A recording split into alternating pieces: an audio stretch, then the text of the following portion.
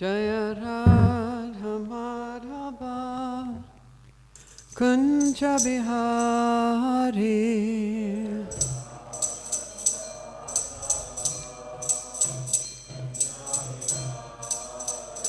Jaya Gopi Janavallabha Girivaradari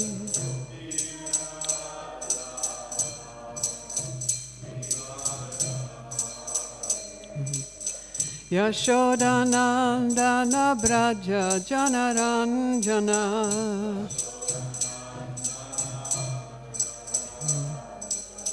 Yamunatira Vanachari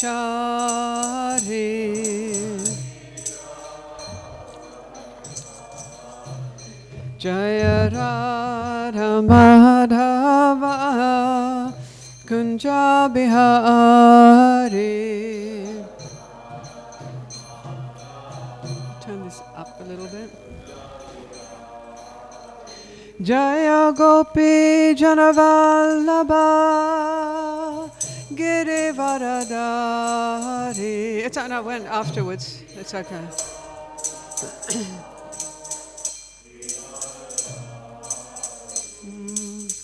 Yasodanandana Braja Janaranjana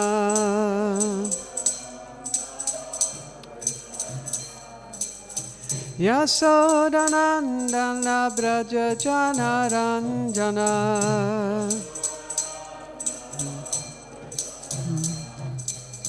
Yamunatira Vanachari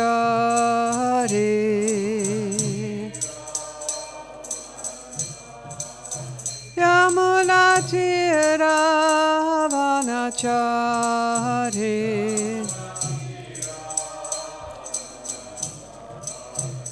Jaya Radha Madhava Kunja Bihari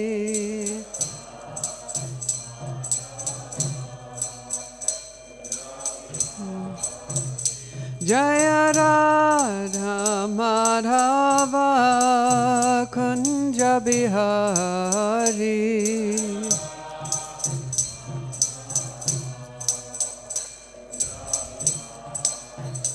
Hare Krishna,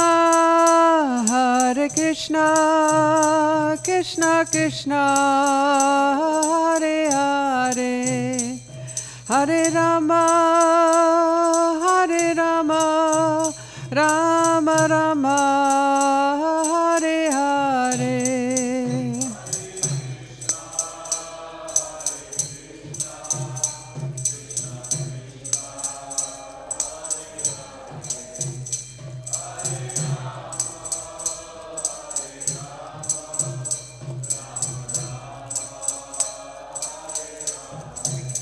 Jaya Prabhupada, Jaya Prabhupada, Jaya Prabhupada, Jaya Srila Prabhupada.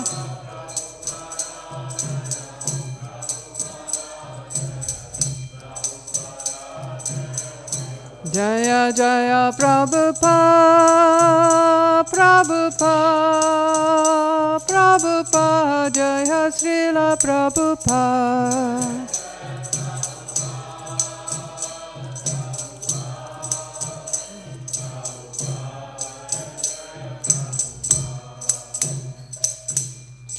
Jaya Om Vishnupad Paramahamsa Parivrajakataya Asratara Satahi Savangai Srila A.C. Bhaktivedanta Swami Srila Prabhupada Ki Jai.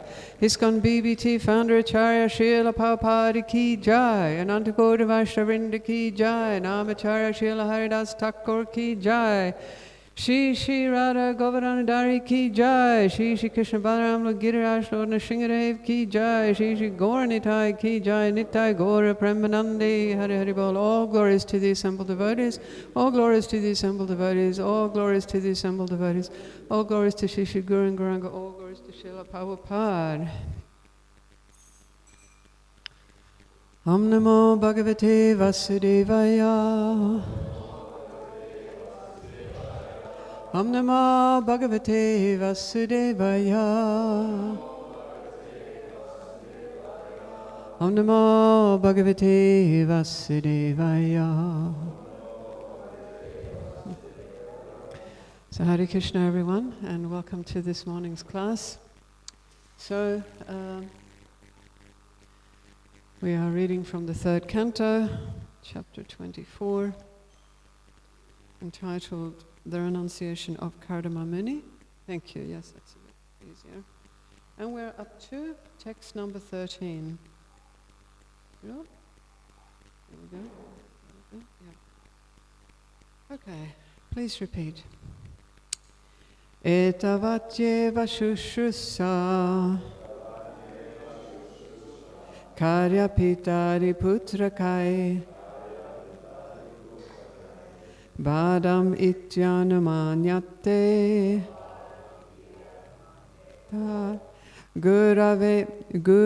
Gurave na gururvachaha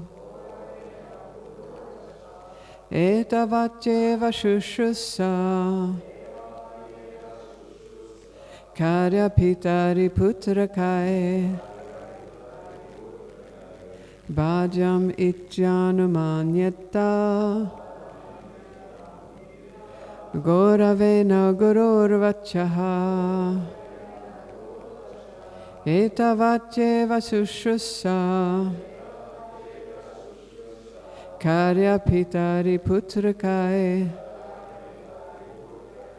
Badam ityanamanyata Gorave na gururvachaha. Somebody like to lead the chanting, please? Etavatyeva shushrusa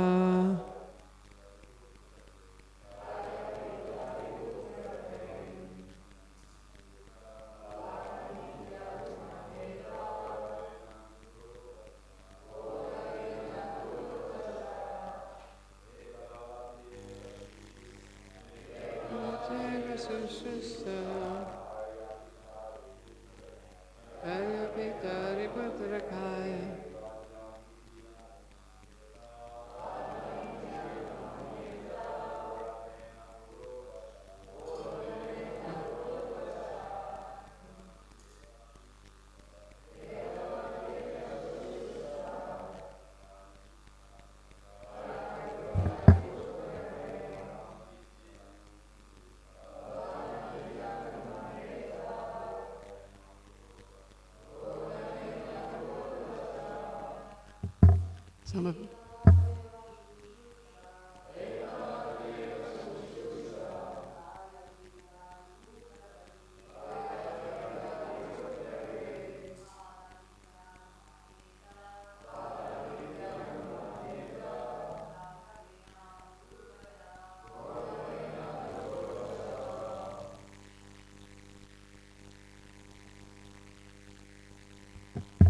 somebody else?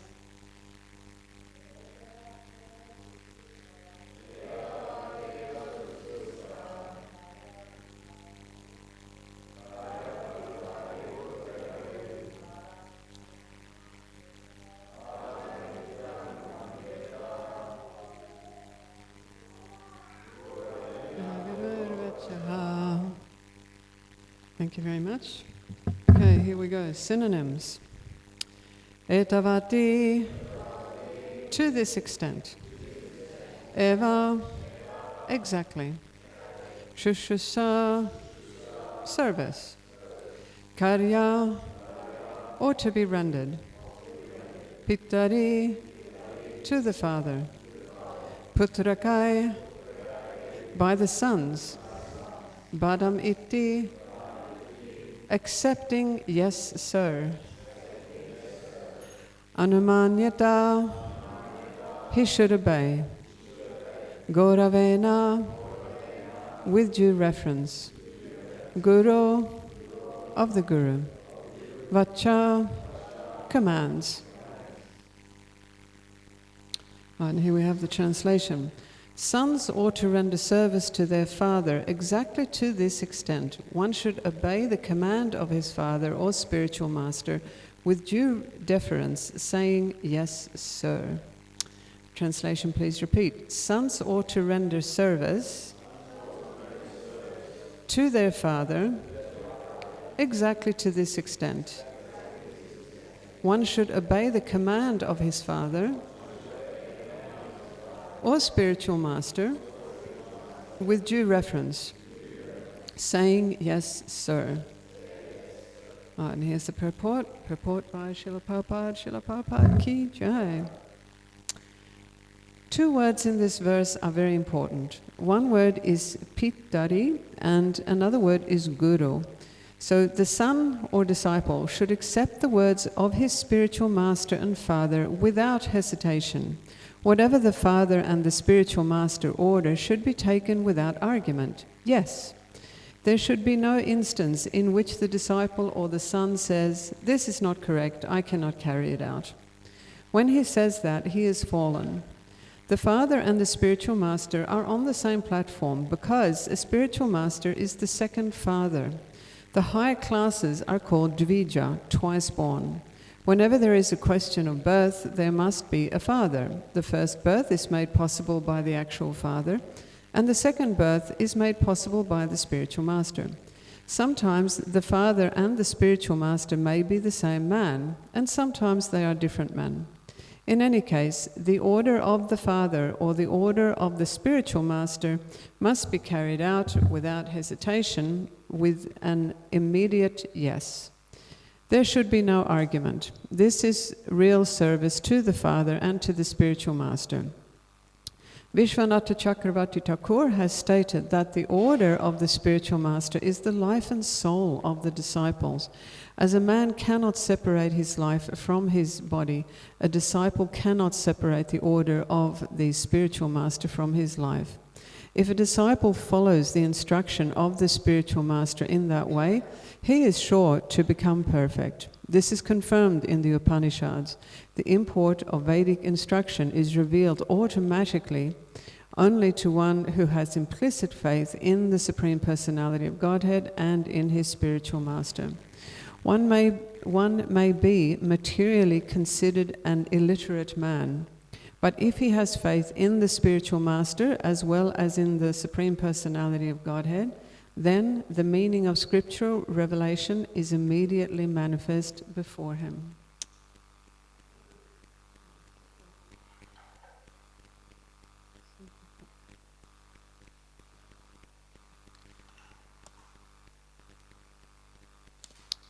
Right, so I'll just say some invocation prayers here. Naranayam namaskritya naram chaiva nuratamam devim sarasvatim vyasam tato jayamudirayet nashtapraya shvabhadrishu nityam bhagavat sevayam bhagavat chaktamashloke bhaktir bhavati naishtiki amma gyatim randasya ganandana shalakaya Chakshurun militam yena tasmai Shri Gurave namaha Shri Chaitanya minovistam stapitam yena bhutale Swayam rupa karamahayam dadati swapadantikam.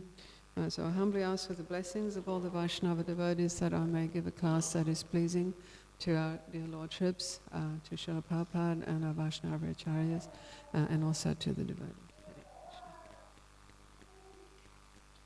Okay, so yesterday we were on a similar topic, and we were discussing, primarily the connection between the spiritual master and the disciple. So we're going to be discussing that today also, but I want to start by discussing a bit more about the father-son connection, because Srila Prabhupada speaks quite a bit about that in his purport. So we know that Lord Brahma and Kardama Muni, yes, they are related as father and son, but they also do maintain this relationship of guru and disciple. Right? So we know that this father-son relationship, in many ways, it does run parallel with the guru-disciple relationship. And it is actually somewhat unusual to find... am I speaking too loudly, Tom? No? Oh, sorry, I thought you were going to adjust the volume. So, yeah, it is actually quite unusual, to find a situation in which the biological father, shall we say, is the same person as the official guru of a disciple. But perhaps what is not so unusual or odd is the foundational platform of respect and reverence and honor that the son or the disciple has for their superior. So, Srila Prabhupada teaches that a son has a duty to his father, and what is that duty? It's actually to love the father. Because the father does so many things for his son, he's helping him and supporting him in so many ways, and eventually there will probably be some inheritance or some estate that gets passed on. So, the father is giving the son so many things. So, yes, actually the son has a duty to be loving, to be affectionate, to be friendly, and even to show this tenderness towards his father or her father, whatever the case may be. So I thought we would have a look at a couple of examples of very nice father-son relationships within the Shastra. And of course, we have to start with Krishna himself. Right? So, Krishna, when he was on earth 5,000 years ago, he was setting the perfect example of the perfect son, right? So, of course, we know Krishna was the son of both Vasudeva in Mathura and also the son of Nanda Maharaj in Gokul Vrindavan. So, Krishna is setting an example, showing the world how a dutiful and loving and affectionate son should behave towards his father or fathers, regardless of the circumstances that the father may be, right? Because, we know that in the case of Vasudeva, he had been imprisoned in Kamsa's cell, suffering in that cell for many years. But in the case of Nanda Maharaj was enjoying, the pastimes of Gokul and Vrindavan with his cowherd men friends in a very peaceful atmosphere. Right? So Krishna was the son, yes, of both Vasudeva and Nanda Maharaj, but he showed them both this reverence and respect and affection at all times. Right? So another one, right, another Vishnu Tattva personality is Krishna in the form of Lord Ramachandra. So Lord Ramachandra, yes, he appeared in Treta Yuga, just in our recent Treta Yuga. And by the way, I should correct myself. Yesterday, when I was speaking, I was saying how when Kardama Muni and Devahuti and Lord Kapila Dev appeared, it was 2 million years ago in Satya Yuga. But actually, this is incorrect. I mean, it was in Satya Yuga, but it wasn't in our most recent Satya Yuga. So it wasn't 2 million years ago. It was 2 billion years ago, I think Krishna Kirtan Prabhu had calculated. And how fortunate we are today to still be receiving knowledge of these pastimes. But anyway, so yes, Kardama Muni and Devahuti and Lord Kapila Dev, they are from the Satya Yuga. So Lord Ramachandra, yes, he is from Treta Yuga, our recent Treta Yuga, which I think would be approximately 1,200,000 years ago, something like that. I'm not very good at cosmology. So the Raghu dynasty was the dynasty in which Lord Ramachandra appeared. Right? And Lord Ram, he appeared as the eldest of 4 sons to Dasarath Maharaj. Right? And Lord Ram was setting a perfect example of how a son should ideally behave towards his father. Right? Lord Ramachandra was said to be so respectful and so obedient and so affectionate towards his father that even just the smallest gesture or hint, that Dasarath Maharaj wanted something, and Lord Ram would immediately perform it, without any hesitation, whatsoever. And, we know the pastime that ensued in the Ramayana, right, whereby one of Dasarath Maharaj's 3 queens, right, so we know Dasarath Maharaj had 3 queens, Kaushalya, Kaikeya and Sumitra. So one of these queens, namely the younger one, who was Kaikeya, she made 2 demands of Dasarath Maharaj, her husband. And Dasarath Maharaj actually had no choice. He had to fulfill these demands because he had promised Kaikeyi 2 boons, what we call boons or wishes or promises. And this came about because Kaikeyi was actually a warrior princess. So, she married Dasarath Maharaj and then she was a warrior queen. And she had actually accompanied Dasarath to the battlefield when there was a battle between the demigods and the demons. I'm not quite sure which particular battle it was. And so at that point, Kaikeya had saved Dasaratha's life because she guided his chariot out of the battlefield when he had been injured and he had been knocked unconscious. So following that incident, then Dasarath Maharaj said to Kaikeya, okay, you can have 2 boons of me and I will grant them at any time. So many years went by, and then all of a sudden, when Dasarath was planning to put Ram on the throne, so he could inherit Ayodhya, Kaikeyi said, no, I want my 2 demands. I want Ayodhya for my son, Bharat, right, the son who is born from my womb, Bharat, to be the king, the next king of Ayodhya, and I want Ram to go to the forest for 14 years.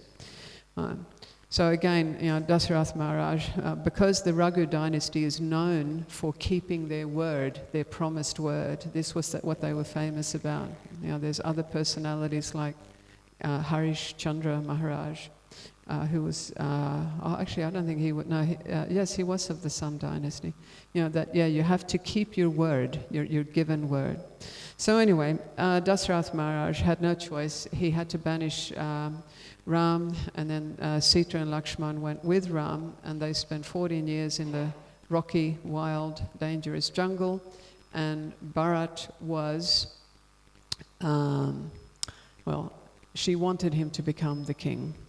So when Ram heard about these demands, right, so he's just about to step onto the throne of Ayodhya, but then he understands his father's predicament, that his father had given his word and his father had to keep his word.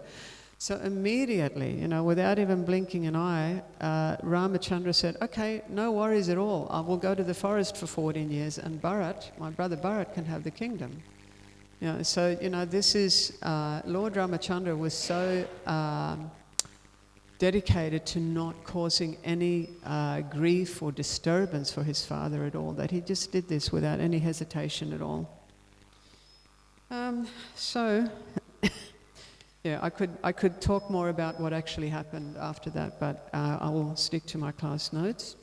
So, yes, there are also other examples in the Shastras, right, where we have personalities who are, very elevated in spiritual consciousness, not necessarily Vishnu Tattva personalities, but other personalities who have been blessed with sons that have acted in this role of being a perfect son. And actually, Lord Kapila-Dev, right, these pastimes that we're discussing at the moment, Lord Kapila-Dev was said to, also take that role of being a perfect son.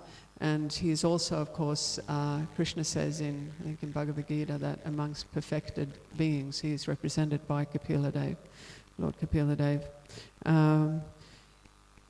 We also hear of, like in our own time, right, Srila Bhaktivinoda Thakur received Srila Bhaktisiddhanta Saraswati, who was an ideal son. He was following in his father's footsteps, helping his father to carry out his transcendental mission. The paintings up there. So, now I want to have a look at something in today's shloka, right? In the Sanskrit shloka today, we have these 2 words, badam iti.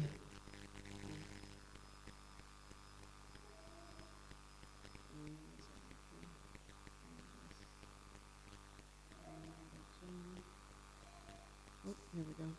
Yes, badam iti. So badam iti, in the synonyms that we read out, badam iti is translated as meaning accepting yes, sir. right? So, on a number of occasions, Srila Prabhupada speaks about that, if we have no understanding of the devotional processes that are taught to us, if we don't really have any understanding of the holy name, still, if we if we simply chant the holy name, yes, there is definitely going to be benefit for us there. My Prabhupada says, if we simply chant in a parrot-like fashion, a parrot will just repeat. We can teach a parrot to talk just by repeating the sound vibration. So if we simply repeat what is being taught to us, that is definitely still going to be effective, because the holy names, as we know, are non-different from Krishna, and this devotional process that Srila Prabhupada is bringing us is so full of potency. Also, of course, we know this whenever we are out on Harinam, we say, well, if somebody just chants along a little bit, yes, they will definitely receive benefit. Excuse me.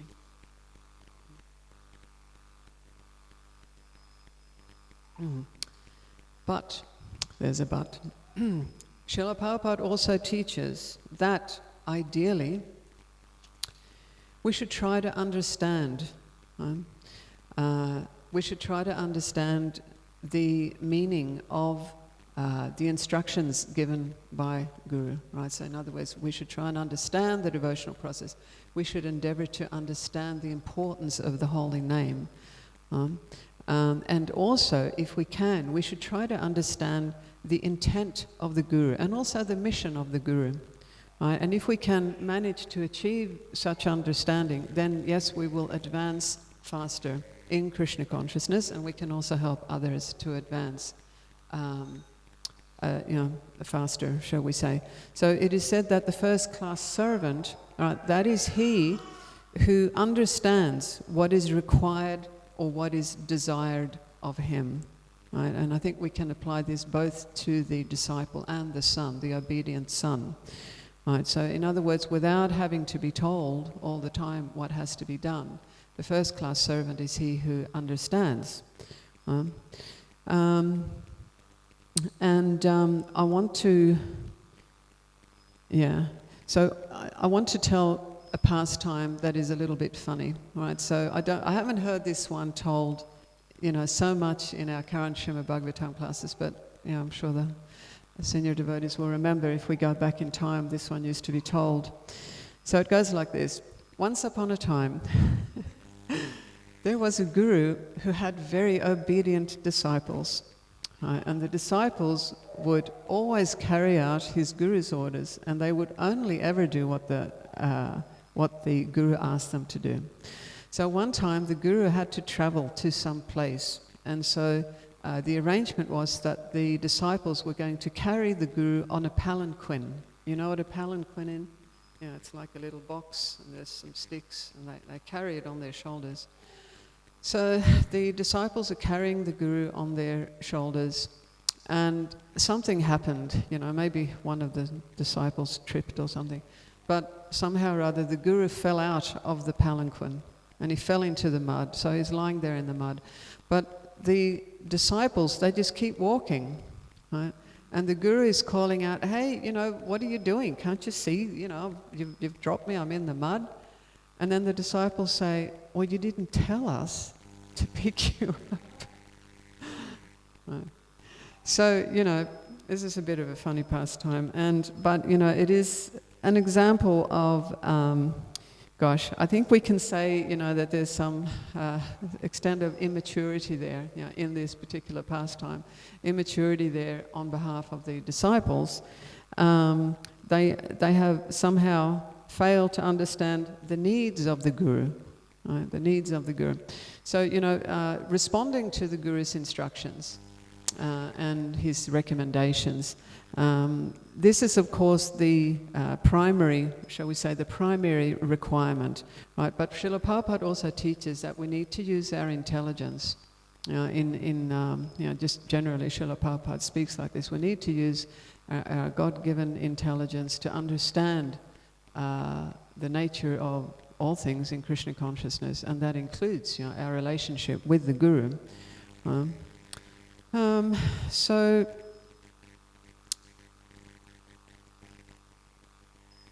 one other important aspect of the guru-disciple relationship and of understanding the guru's mission is to understand the mood of the guru. What is the guru's mood?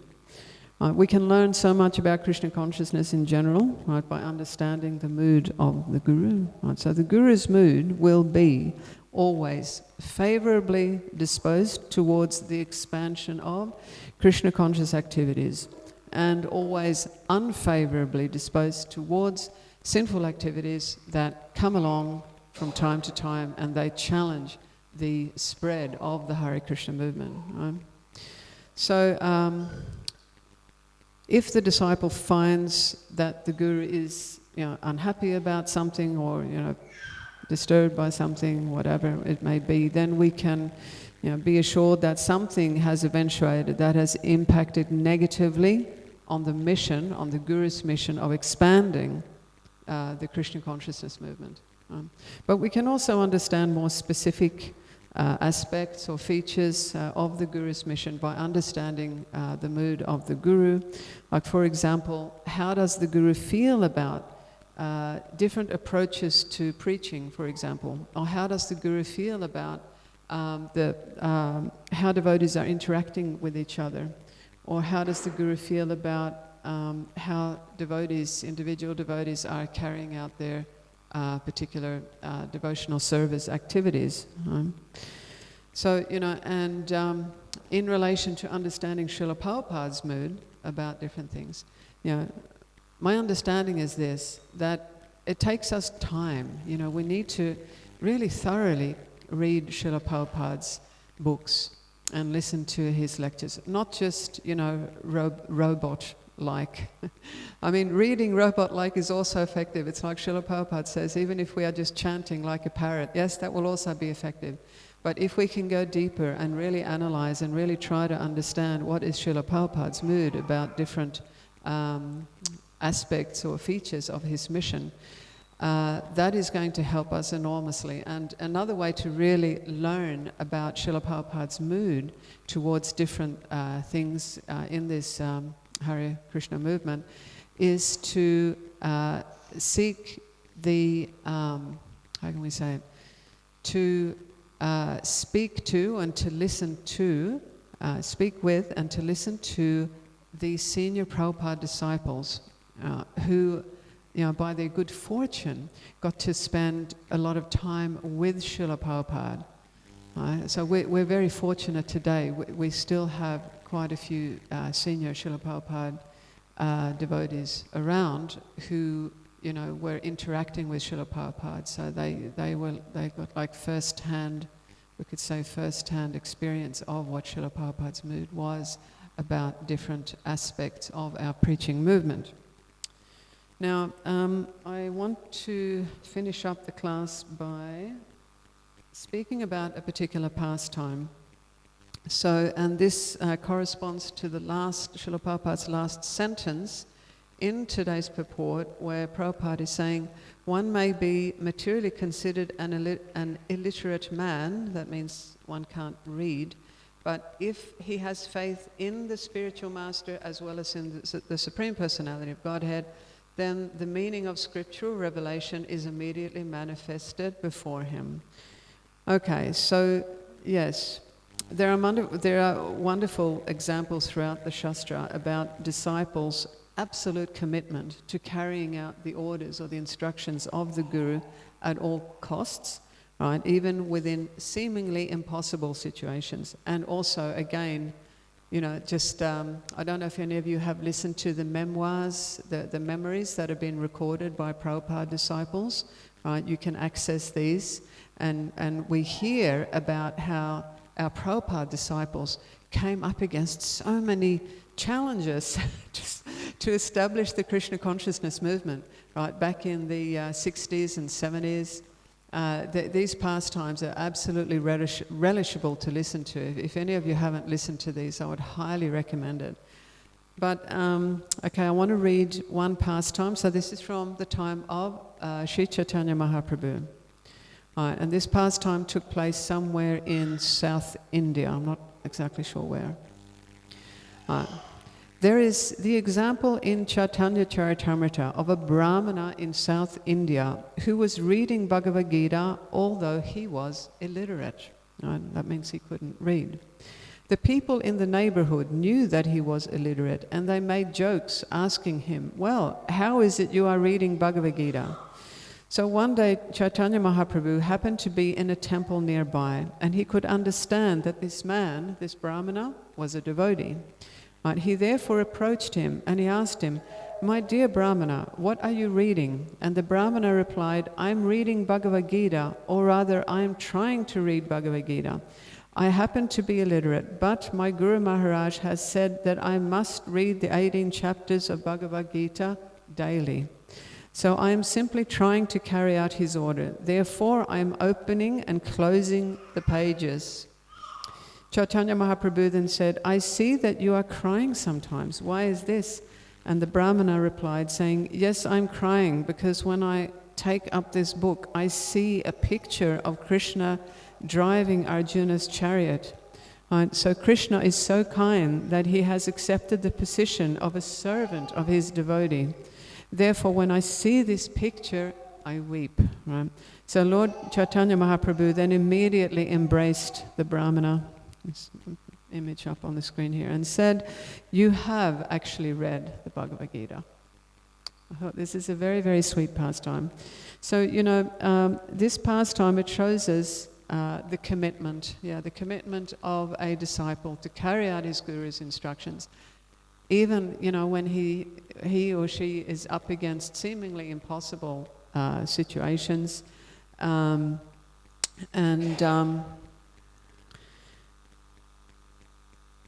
I think that this particular event, we can also relate that to the relationship between a father and a son, where in cases where a son is trying, he's dedicated to pleasing the father, even though at times it may be impossible to do so. This actually, brings to mind this teaching that, here in the material world, we are just, learning to serve Krishna, actually, and Krishna is relishing our efforts, our determination and our commitment to try to please him. Krishna is 108% Atmaram. He doesn't actually need anything, but he absolutely relishes the devotion or the sincerity, the sincere effort that is made on behalf of his devotee. So I just wanted to say here quickly that this pastime that I was reading of the Brahmana, right, in South India, it actually there's actually a few lessons that come out of this pastime. One of them is that yes, we should, the disciple or the son should carry out their duty regardless of the difficulties. Another lesson is that perfection in devotional service, it can't actually be calculated from the mundane perspective, from the material perspective, right? Because Lord Chaitanya has said, yes, you are reading Bhagavad Gita perfectly, because this Brahmana captured the mood. He understood, Krishna's compassion and kindness towards Arjuna, and to the point where he was weeping. So yes, that is the perfect understanding of Bhagavad Gita. Another lesson here is that, we have to take great care to not judge other devotees, right? If we are seeing them doing something which, according to our perspective may have some imperfection in it, right? Just like in that pastime we read that people were laughing, at that Brahmana and saying, oh, you're illiterate, what are you doing here? We have to be very, very careful to not judge what devotees do, judging from the material perspective. And then the last lesson that I also gleaned from this was that the depth of love that exists between the guru and his disciple, or between the father, the obedient son and his father, is actually demonstrated through that disciples or through that son's determination to please the father or the spiritual master, right? Regardless of what the obstacles may be, and actually also regardless of what the outcome may be, of that attempt on behalf of that individual. Okay, so that's all that I have for today, and we have about 10 minutes, and so I suppose I'd first like to ask if anyone has a question or a comment about the class. Yes, Julian? Yeah, do we have a microphone? Oh, you have it there, yeah.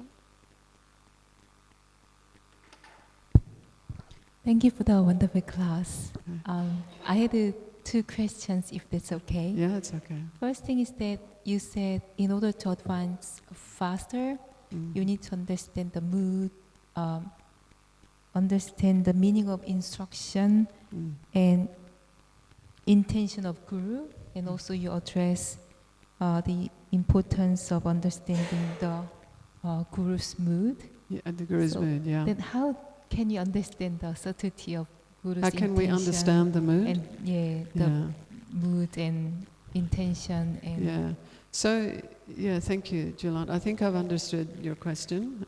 You can tell me if I haven't, but yeah, as I was saying, to understand the mood, like I was saying of Srila Prabhupada, I gave that example, to actually really go to really read and listen to his teachings, attentively. So, in one way, it's like anything else.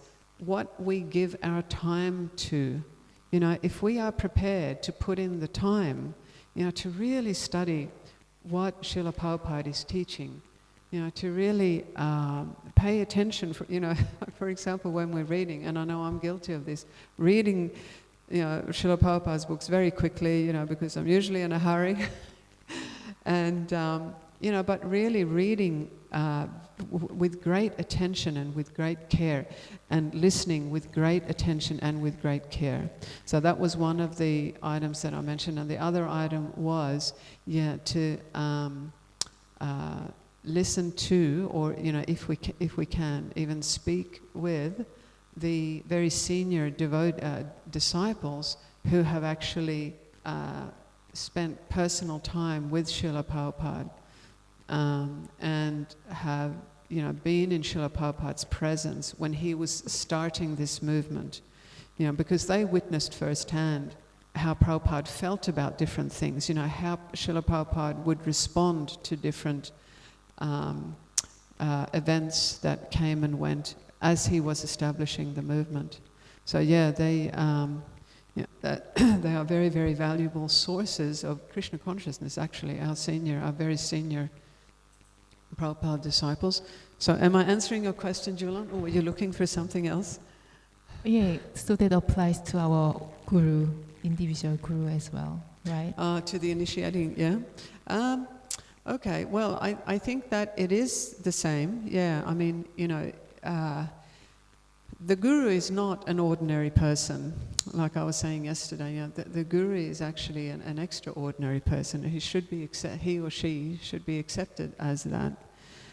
So this means that the words and the actions on behalf of the Guru are also extraordinary. Like I have actually put this to the test myself sometimes. I mean, I've done it with Srila Prabhupada's teachings, like actually looking at every single word that Srila Prabhupada has chosen. And there is so much meaning coming out, and it's so expertly chosen, So I would apply that also to our Diksha Gurus today, to really have faith, that shloka, for one who has implicit faith in the Supreme Personality of Godhead and Guru, to them, the imports of the Vedas are revealed. So, there are a number of teachings along this line that if two different people can be looking at the same thing, and according to their consciousness, according to what's in their heart, they will be experiencing different things, right? So, somebody could, for example, read Srila Prabhupada's books, or read or listen to the teachings of one of our current Diksha gurus, and be quite indifferent towards what they are reading or hearing. So they may not, to them, there may not be anything of significance there. But for one who has this implicit faith, whose heart is open and whose heart and mind are pure, because they do not have any reservations or hesitations with regards to accepting the instructions of the Guru, to them, yes, the deeper meanings are revealed. Right? Yeah? Yeah, thank you. Okay. Can I ask a second question? Yes. Then how you kind of addressed that, but can you elaborate more on how can you develop the faith? So develop the faith. Develop faith, right. Because the meaning of scripture will be revealed to those who have faith in Guru and Krishna. So how can you develop the faith? Well, I'm actually going to I'm going to give the same answer as I gave to a question yesterday. Not because I can't think of another one, but because it is actually correct, and that is that through association with devotees, right, we cannot help but become purified, right? Because devotees are always engaging in activities that are recommended for purification. So, by associating with devotees, we do progressively become purified. And that means that we will progressively increase our faith. Yeah, it's almost unavoidable. This is the wonderful thing. Srila Prabhupada has set up this society, ISKCON, and and we also know, for example, from Srila Rupa Goswami's Upadeshamrita. Srila Rupa Goswami is saying in 2 consecutive verses. In one, he says that the devotee who is serious about developing his spiritual consciousness, first of all, he should be associating with other spiritually, with other Vaishnava devotees. And then in the next verse, or I think it's don't know which way around, he says at the same time we need to give up materialistic association. But the difficulty these days is that most people, like even as devotees, we tend to overlook that, unfortunately, most of just what we call ordinary society out there, they actually, if we look at chapter 16 in Bhagavad Gita, they are actually,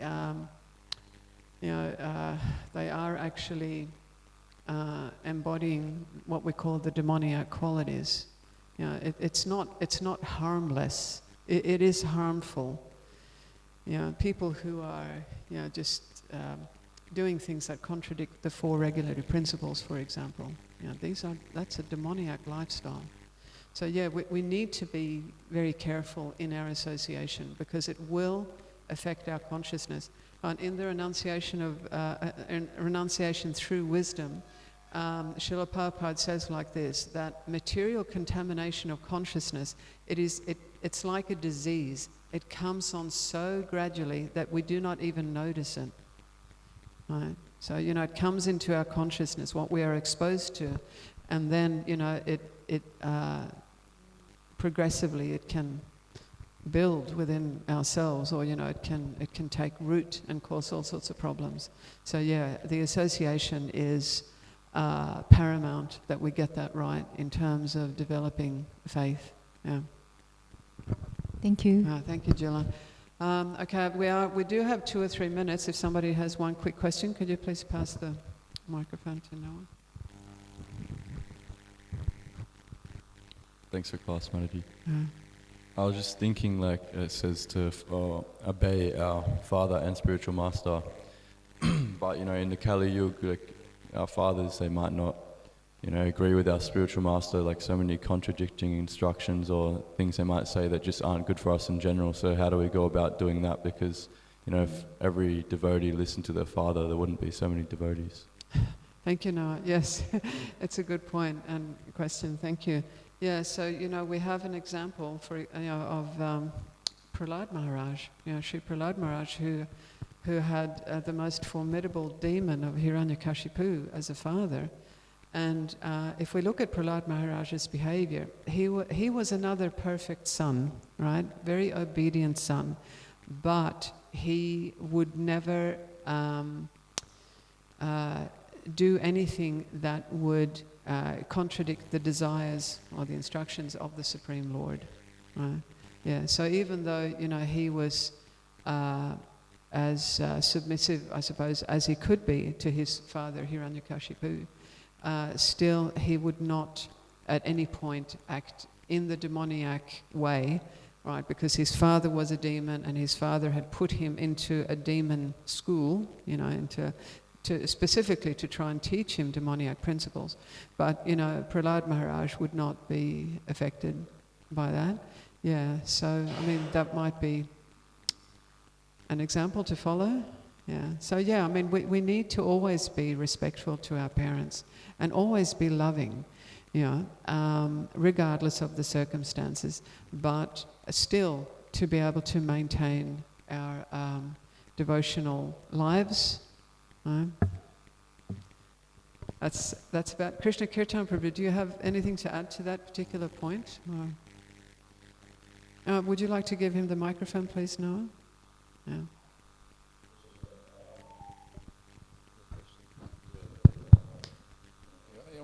Our principles is Guru, Sadhu and Shastra. Yeah. So it's which comes from association. Yes. As soon as you understand the principles of religion, then you're able to also reject if you have to. Yeah. Thank you.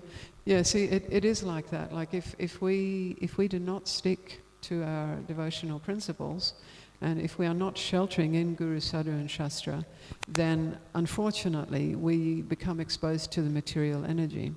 And when that happens, we can just be pulled back into material life.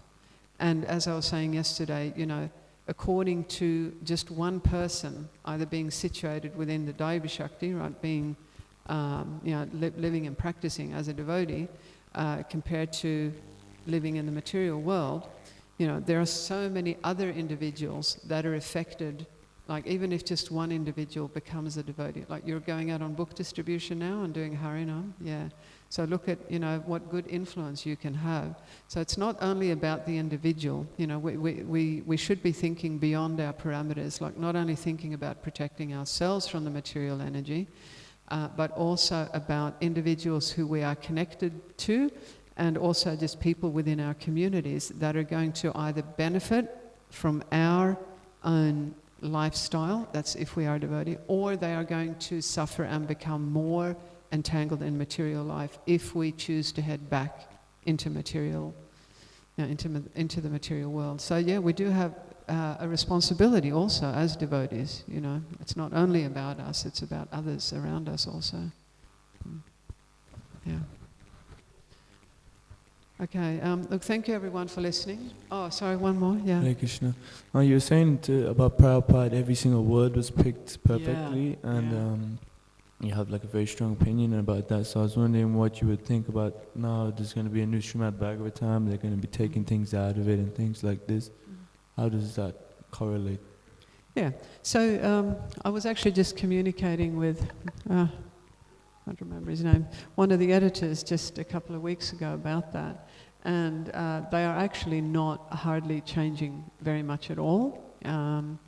So especially, like sentences and actual teachings, there's a particular word, he sent me some material where, phrases and statements that are given by the Guru, yes, they are considered as being a part of the teaching, and we need to really apply ourselves to understand it, even if from the material perspective we may see that there is some imperfection there. So that's the first point I wanted to make, that according to this editor who is on that editing team, the changes are going to be minimal. My understanding is, so I'm not an expert on this, but I'm not exactly sure, how the whole process goes with that, but I can't sort of comment on the decisions that have been made by our BBT editors, but I would say that the process of teaching, from Shastra, which is really the process of teaching from Krishna himself, yes, it is coming down in guru-disciple parampara, and the potency is there, in the teaching. The potency is not going to disappear. Right?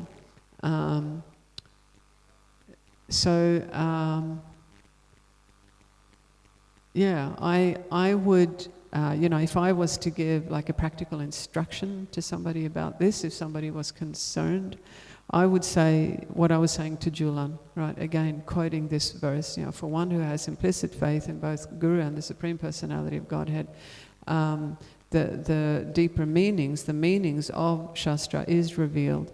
So similarly, I don't think that we need to be concerned about the editing that is going on. I mean, I can't really comment too much. Yeah. Is that what you were asking? Yeah, it's just that, if you say, like, trust in the Guru, surely you wouldn't then change his teachings. And also you're saying every single word has a meaning. So it does. I know they're going to be taking things out, so then you're taking away from the meaning, no? Yeah. So, it's also true that, different devotees have different perspectives on this. Some devotees say, well, we shouldn't change anything, and like little passing comments that Srila Prabhupada might have made, like, sometimes Prabhupada may have, if he's giving a lecture or something, he may have just made a comment to somebody sitting beside him, oh, I need a glass of water or whatever, some devotees are of the impression that we shouldn't take out anything. We should change. We should leave it everything exactly as it is. And others will sort of say, we can tidy it up a little bit. But there are. I think it was this devotee on the editing team who actually sent me, when he sent me this information, that Srila Prabhupada had instructed that his disciples can tidy and edit. Yeah. I have to track that down. I think it was the information that devotee sent me. Yeah, that Srila Prabhupada actually instructed like that at one particular point. I don't know whether it was meant for all time. So yes.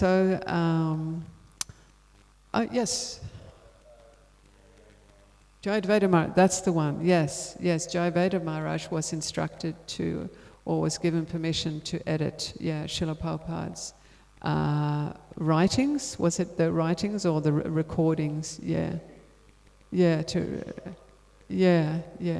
So again, I think what we need to do is have faith in the process, and have faith that, okay, again, so now we have Guru and disciple, they are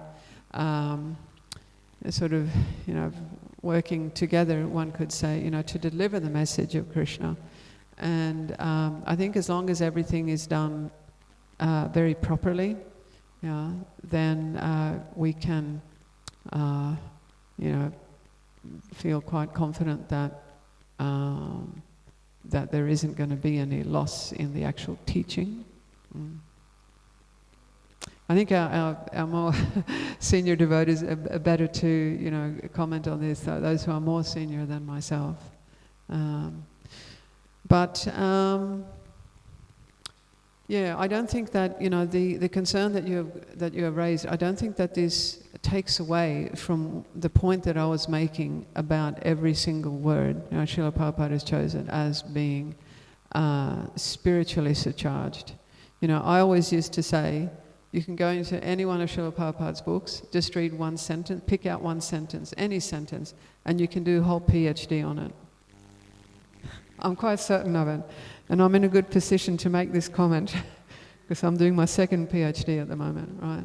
So I do stand by this, definitely. That the words of the Guru are empowered. You know, they are not ordinary words. Yeah. Okay. Any other questions or comments? Yeah. We have got into breakfast time. Thank you everyone for staying, and thank you for listening, and thank you for your contributions. Jai. Grantaraj Srimad Bhagavatam ki jai. Srila Prabhupada ki jai.